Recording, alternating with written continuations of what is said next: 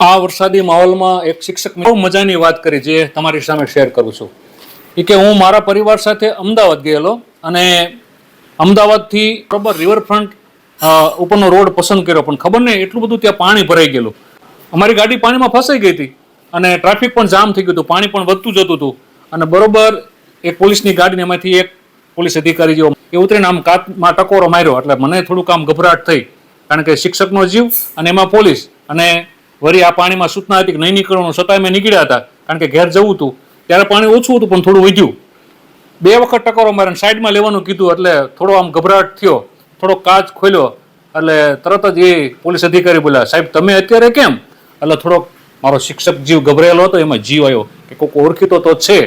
એટલે સાઈડમાં લીધી ગાડી અને કીધું કે તમે, કે હું તમારો વિદ્યાર્થી છું. ઓહો. અને પછી કીધું કે સાહેબ આગળ બહુ પાણી છે, તમે જવાનું માંડી વાળો અને મારી ગાડી પાછળ તમારી ગાડી આવવા દો. એટલે વળી પાછો મુશ્કેલીના સમયમાં એક વિદ્યાર્થી મળી ગયો અને એક આનંદ થયો.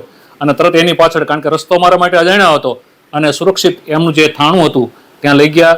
મારા પરિવારને ચા પાણી પાઈ અને વિદ્યાર્થીઓ બધાની સામે પોતે અધિકારી હોવા છતાં ઓળખાણ કરાય કે અમારા સાહેબ, હું પ્રાથમિક શાળા ગામડામાં હું ભણેલો અને અહીંયા અધિકારી તરીકે આવ્યો, એ એમનો પ્રતાપ છે.